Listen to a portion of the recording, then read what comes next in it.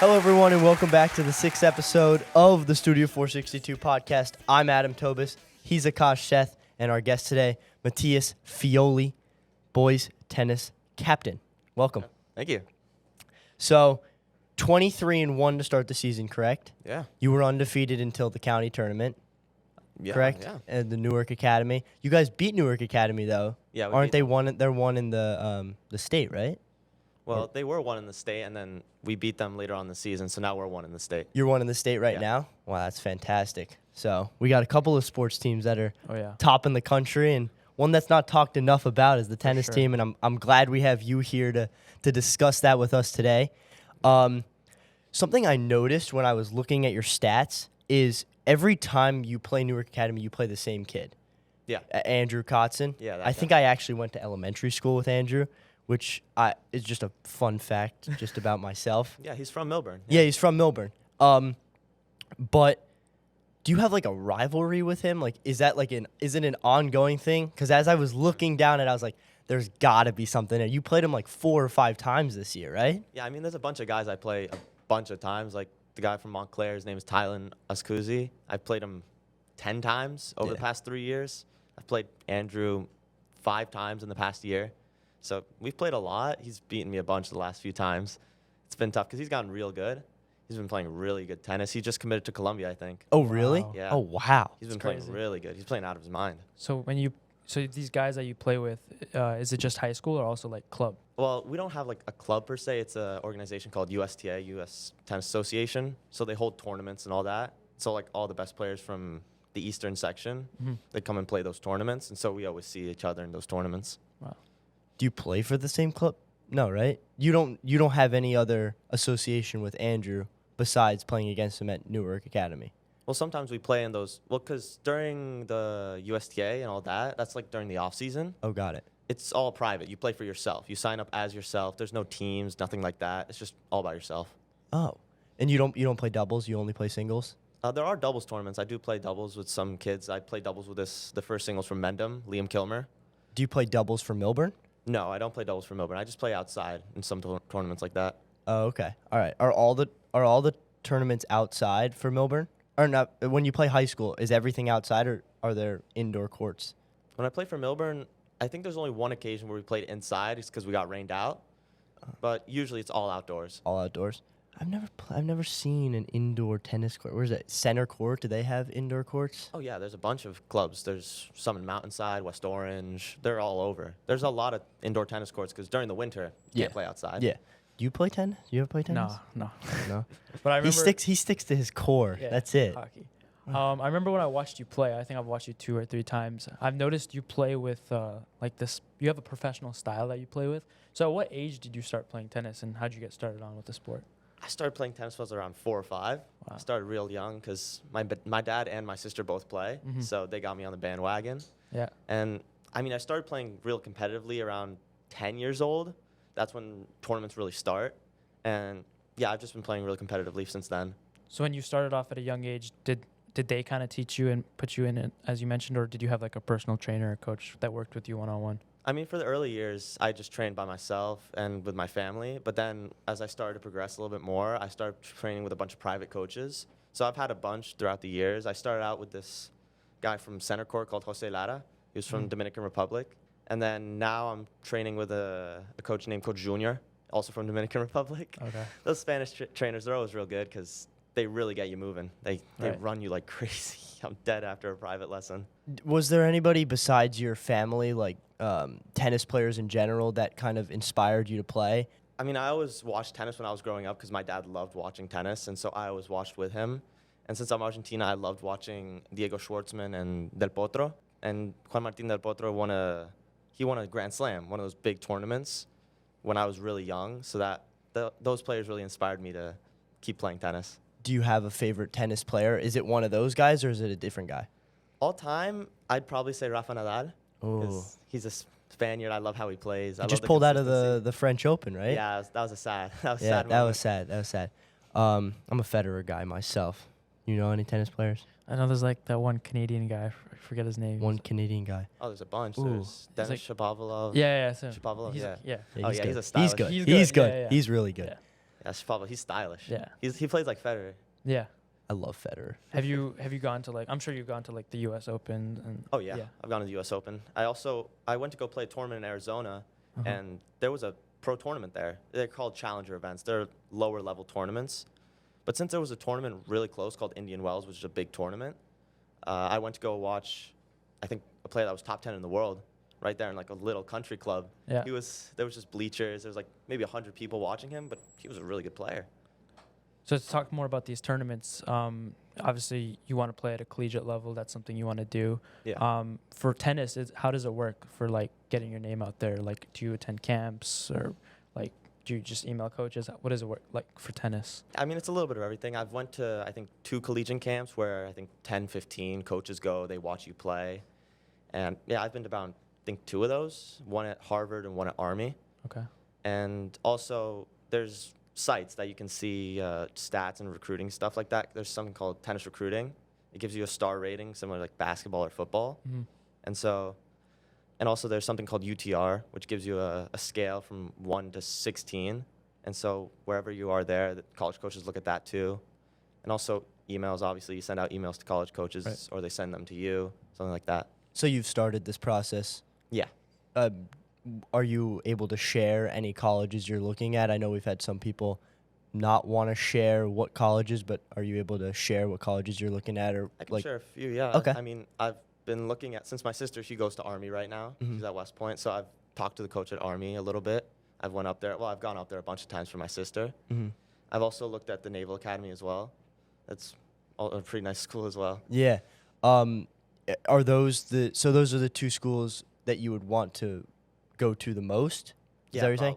Yeah. Okay. And so you landed on, are they both really good at tennis? I don't know what colleges are really good at tennis in the country. Are they top tier? I'd assume so. I mean, most of the top tier schools are down south. Those are the really good players that come from internationally, the top players that win junior tournaments and junior Grand Slams, something like that. Mm-hmm. And Navy and Army are still really good teams. They have very good players. They're in this league called the Patriot League, and so they're usually in the finals there. They always get real far. So they have very good teams, yeah. So to talk more about your individual success that you've had this year, I think your record is 16-6. Yeah, I think around so. there, yeah. So what's the biggest difference you've noticed in your game from this year compared to last? Obviously, one big difference is I've gotten bigger. I've gotten taller, gotten a little bit stronger, and so I think the big difference is I've been starting to pound the ball. I've started to hit the ball a little bit more. I've started working on my serve. My serve has been a really focal point, trying to improve that, because over the years, my serve's been kind of a weakness. So I've been really trying to get that better. And also been working on my slice. Usually in tennis, you just try to vary all of your shots. You try to have a lot of weapons in your toolbox. That's what coaches call it. Yeah. And so I've just been trying to expand all my shots that I have. So what would you say is the biggest strength in your game? You mentioned your serve, but I've noticed when you play, you've also played with a lot of emotion. You yell what do you say, dale? Yeah, Spanish words like vamos. Vamos, yeah. Dale. Yeah, so when you play with that emotion, does that help you play with more confidence, or is it just for the love of the game that you play with so much emotion? I mean, it's a little bit of both, because if I start losing a little bit more, like the match you saw, I started getting really hyped up. Mm-hmm. It's a double-edged sword. You can get really hyped up, get a lot of adrenaline going, but that can easily backfire on you. And if you start losing, you can start caving in on yourself, getting real pissed. Right. And so, I mean, yeah, getting hyped does help, especially when you're getting momentum, because in tennis, momentum's a big factor in how you play, because if you have more momentum, you can just keep running away with the match. But momentum can shift on a dime, so Does your approach change while you play different players, or is it the same mentality for everyone? I mean, at the start, if I don't know them, because a lot of times I don't know the player I'm playing against, it usually starts with the same strategy. Keep the ball deep, try to be aggressive when you can. But as you start playing them, you start seeing their weaknesses, start seeing where they miss more. You start attacking that a little bit more. Let's say they have a weak backhand. You start going for that backhand and approaching the net, something like that. So it varies from every player. Oh. So obviously another one of your strengths is your leadership. As I noted at the beginning of the show, you're a captain of the tennis team. Mm-hmm. How do you captain a tennis team? Because usually it's individual, or you're in a doubles match, but you don't play doubles. Yeah. So how do you lead a tennis team when you physically can't be on the court with other people? I have 3 other great captains that helped me with that. So, and when you're on a tennis court, you're all real close to each other. You're all on 5 courts, real close to each other. So you can cheer on them. So you're watching the other matches, take a little break from yours, and you start cheering them on. Like, let's say our second singles, Drew Gilbert, he has a great point. You say, let's go, Drew. Yeah. Nice shot. You start hyping them up a little bit, trying to get them into the match. And also, if your match is finished, and there's been a lot of times where we had deciding matches, it's come down to one match, you've got to hype your teammates up to support the one match that's coming down to. We've had deciding matches with Newark Academy maybe 3 times. So it usually sometimes just comes down to that one match, and you need to just get that team hyped up. And you guys have played them 3 times total, and you guys have beaten them twice, right? We played them 4 times, beat them 3 times. Oh, wow. Oh, wow. Okay. Yeah, And we play 'em a bunch. you guys moved up this year for states, like ranked number 1, right? Oh, yeah. Well, now that the way states works, it used to be 3 different tiers of states. You'd go sectionals, groups, and then TOC. But they got rid of the TOC. Still not sure why, but they got rid of it. So we're probably going to be first seed in our section and our group. Okay. What ranking were you guys last year? In the state, I'm not sure. I think we were probably top 5. Top 5. Okay. And in the section, I think we were the first seed or second seed. I'm not 100% sure. When does that start? When does state start? Next Thursday. Next Thursday? Yeah. Where do you play? Since we're the first seed, we're always going to be home. You're going to be home. that's Is great. there a neutral site for like the championship game? Yeah, it's called Mercer County Park. It's 40, 50 minutes away. It's a beautiful park, and they have 20, 30 courts. Oh, wow. It's huge. Where So- it's 20, 30 minutes away? Oh, it's like 40, Oh. 50 minutes I thought away, you just said maybe 20. an hour. Oh, he said 20, 30 courts. Yeah, of course. 20, 30. Wow. Oh, okay. So it's like a whole like tennis, just all tennis court Yeah, stadium. it's all tennis. Wow. Some pickleball, because pickleball's been taken over. You play a little pickleball? I try. I haven't played that much. I'm so good at pickleball. You're so good. I'm So you don't play tennis, but you play pickleball. Yeah, I got a good backhand. My mom's claims she's really good at pickleball, but she's not. She's not that good at pickleball. I mean, She's not that good at pickleball. pickleball's been taking over. At my tennis club, I train at center court. They've put in 8 pickleball courts. I haven't 8 played it. pickleball courts? Yeah, they replaced 2 regular tennis courts with 8 pickleball courts. It really is taking Oh, over. yeah, I saw pickleball was on ESPN. Yeah, they passed pickleball. It's tournaments crazy. everywhere. Oh yeah, It's I saw that. I saw that. crazy. Yeah, I know what you're talking Pickleball is on the rise. Yeah, they passed it on Tennis Channel too. The That's crazy. channel Pickleball- just for tennis. Just Really? pickleball, yeah. Pickleball is going to be like you can get recruited for pickleball at Have you- some point. Have you Maybe. taken the gym? They have gym class. Yeah, they have pickleball So in fun. gym. It Yeah, is. It's so fun. While we're on the topic of similar things to tennis, do you think, and this is just a question I've always had, do you think there's a correlation between ping pong and tennis? I mean, I've played a bunch of ping pong. There's Like, I mean- if you're good at tennis, like, are you good at ping pong? you can be pretty good at ping pong. Like, I'm decent at it.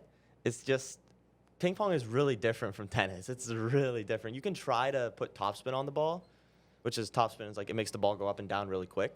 But I mean, it's a small table, so it doesn't really correlate that much. But like the swing movement, it does correlate a little bit. Yeah. And so you can definitely be pretty good at ping pong. You can definitely be pretty good at it. It's just you're not gonna be like amazing. You're not gonna be pro level. Yeah. I know in tennis there's like 2 serves per point, right? Yeah. So like when you serve the first time, I'm sure you hit the ball at a specific area. Do you like change it up at times, or do you like to go for like one target each time? Oh, yeah. I mean, for the first serve, you always try to go big. I mean, it depends on the player you're playing because sometimes if you try to serve big, the other player will just use that power that you put on the serve to just rip it right back at you. So sometimes you got to vary it with a little bit of slice, put some curve on the ball. Right. And on the second serve, I usually go with a kick serve, which makes the ball jump up a little bit higher, so it's tougher to return and attack. And so, yeah, it varies between players and what you're trying to do. Let's say you're up in a game pretty high up. You're up 40-love, which is like you need 4 points to win a game. You're up 3-0. Yeah. And so you go for a bigger serve because there's not that much pressure. If you miss the serve, it's fine. You still have 2 other chances to win the game. But if it's a really tight point, like a deuce point or you're down a break point, like they're about to win on your serve, you might want to take a little bit off that first serve just to get that first serve in and make sure you get the point started and they don't attack you on that serve. Right. And so just play the point out from there. Usually it changes, yeah. Very strategic game. Very strategic. How fast can you serve the ball? I haven't measured in a while.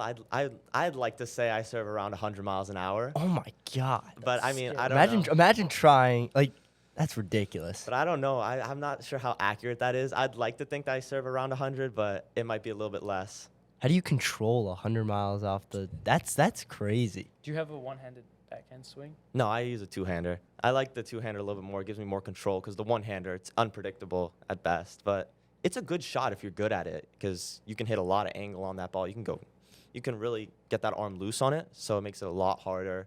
I mean, if you're good at it, it's a crazy shot. I've played a guy who's had a beautiful one-hander. It's sometimes just impossible to stop. Right. You ever do it between the legs? Oh, tweener? A tweener over the net, tracking back for the ball right between the legs. You ever done that? I think I've made it once in a match. I don't usually try it in a match because it's sometimes a stupid shot. Yeah. But I mean, during practice, I've made it. I don't know if I made it during a match. Well, there's a funny story. So I was watching our first doubles play against Westfield, and they were both going to a third set. So this was a big match because we were up 2-1. We won 2 singles. And so we needed one more point. We needed 1 doubles to win. I go over to watch my first doubles. One of our captains, Seth Abrams, he hits a crazy tweener. Oh, my God. He rips one, and they win the point. It was crazy. We lost our minds. Oh, it was my beautiful. God. So before your matches, do you ever have like pre-game like superstitions or rituals that you have to perform in order to like be mentally locked in? Pre-game rituals, I don't really have. I usually just eat something, get some fluids in me, and then I just get focused for the match. I just zone in. I try to get real focused, try not to try not to just goof around before a match because you need to be focused. You need to be mentally strong for tennis because there's so much strategy, there's so much frustration, and so you got to be real focused to start a match. You listen to music? Sometimes. What's your go-to song when you do listen to music? I'd say Heads Up. By? Oh, I forgot who it's by. Oh, man. I haven't listened to it in a while. I didn't listen to much music during the high school season. No?